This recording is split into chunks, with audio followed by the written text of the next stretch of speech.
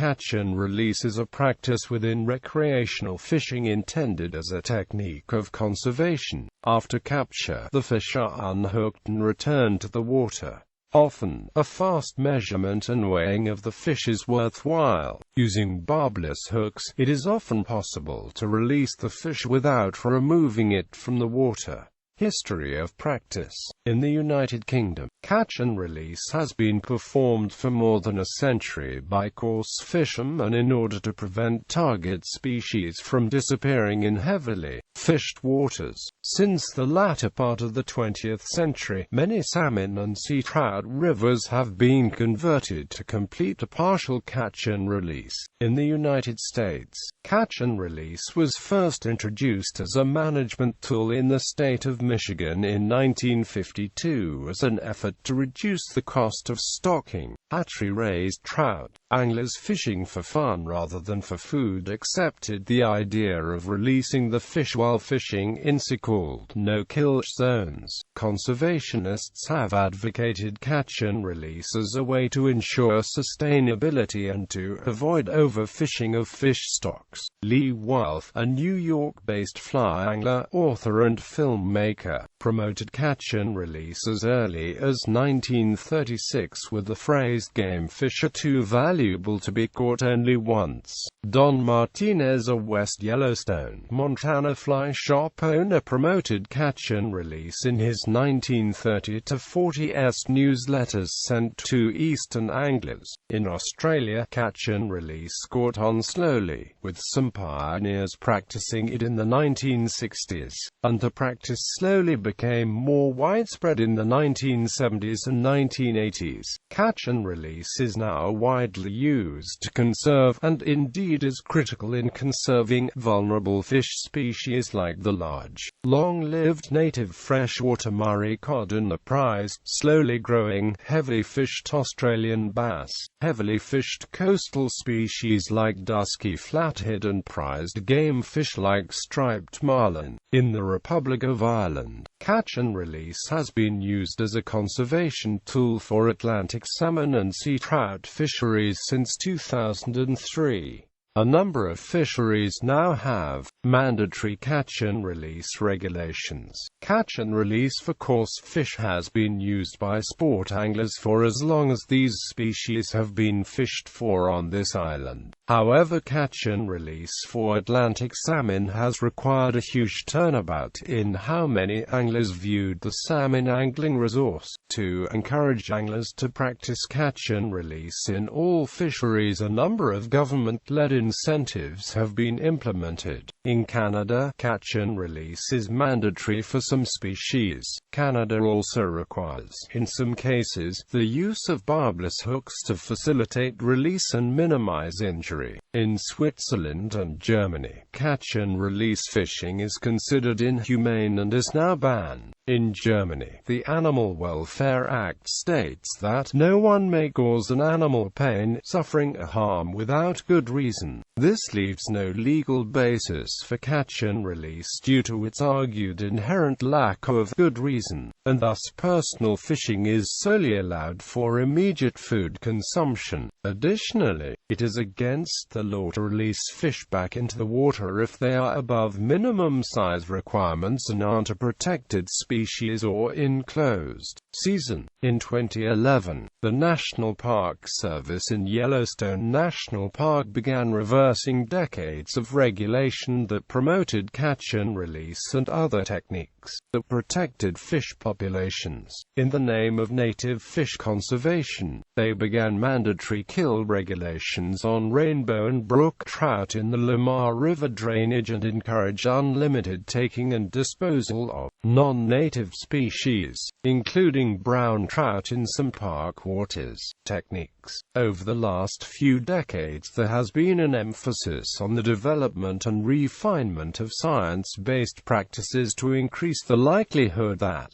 released fish will survive. That work led to the development of the UN FAO Technical Guidelines for Recreational Fisheries. Effective catch and release fishing techniques avoid excessive fish fighting and handling times, avoid damage to fish skin, scale and slime layers by nets, dry hands and dry surfaces, and avoid damage to throat ligaments and gills by poor handling techniques. It is also important to use a type of net that is not abrasive to the fish, because fish can easily damage themselves in a hard plastic-style net while thrashing. The use of barbless hooks is an important aspect of catch and release. Barbless hooks reduce injury and handling time, increasing survival. Frequently, fish caught on barbless hooks can be released without being removed from the water, and the hook effortlessly slipped out with a single flick of the pliers leader. Barbless hooks can be purchased from several major manufacturers or can be created from a standard hook by crushing the barb flat with needle-nosed pliers. Some anglers avoid barbless hooks because of the erroneous belief that too many fish will escape, concentrating on keeping the line tight at all times while fighting fish,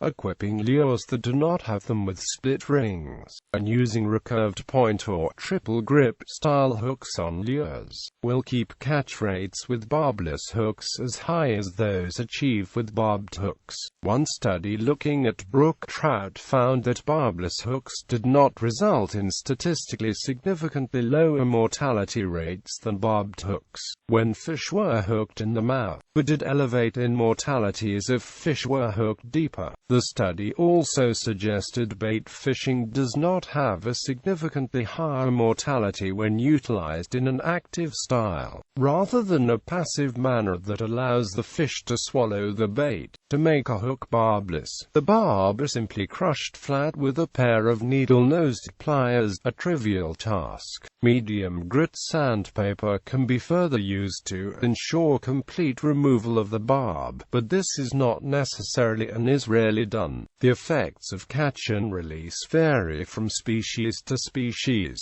A study of fish caught in shallow water on the Great Barrier Reef showed high survival rates for released fish if handled correctly and, particularly if caught on artificial bait such as lures.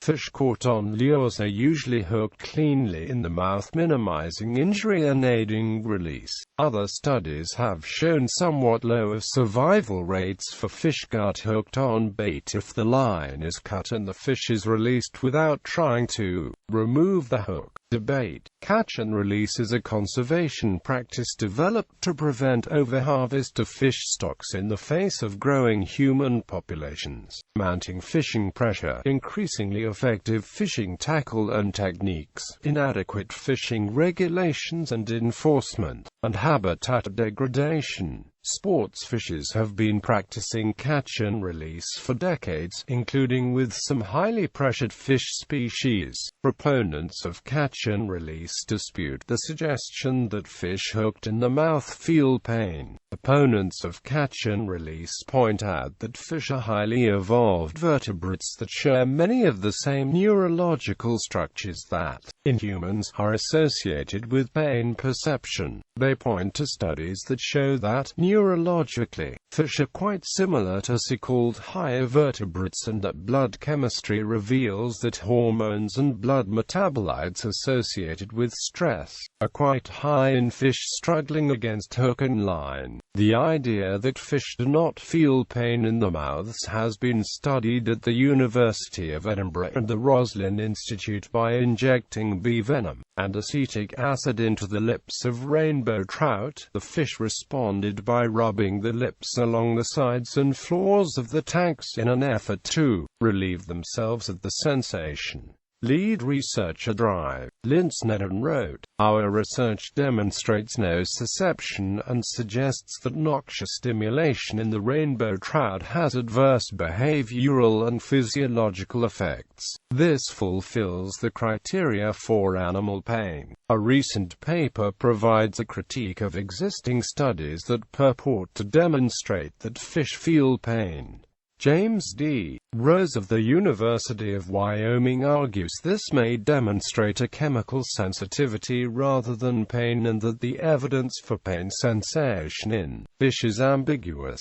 During an Oklahoma Department of Wildlife Conservation study, Up to 43% of fish released after being caught died within 6 days as a result of inadequate holding and weigh-in procedures during tournaments. More recent studies reported in Montana estimate that approximately 20% of released trout die from injuries or stress, and even those that don't die, their injuries may significantly reduce their ability to feed and grow. Deep-sea fishing. While a number of scientific studies have now found shallow water fish caught and released on fly and lure have extremely high survival rates and moderately high survival rates on bait, emerging research suggests catch and release does not work very well with fish caught when deep-sea fishing. Most deep-sea fish species suffer from the sudden pressure change when wound to the surface from great depths. These species cannot adjust their body's physiology quickly enough to follow the pressure change. The result is called barotrauma. Fish with barotrauma will have their enormously swollen swim bladder protruding from the mouth, bulging eyeballs, and often sustain other, more subtle but still very serious injuries. Upon release, fish with barotrauma will be unable to swim or dive due to the swollen swim bladder. The common practice has been to deflate the swim bladder by pricking it with a thin, sharp object before attempting to release the fish. Emerging research indicates both barotrauma and the practice of deflating the swim bladder are both highly damaging to fish, and that survival rates of caught and released deep-sea fish are extremely low. However, barotrauma requires that fish be caught at least 30 to 50 feet below the surface. Many surface-caught fish, such as billfish, and all fish caught from shore, do not meet this criterion and thus do not suffer barotrauma.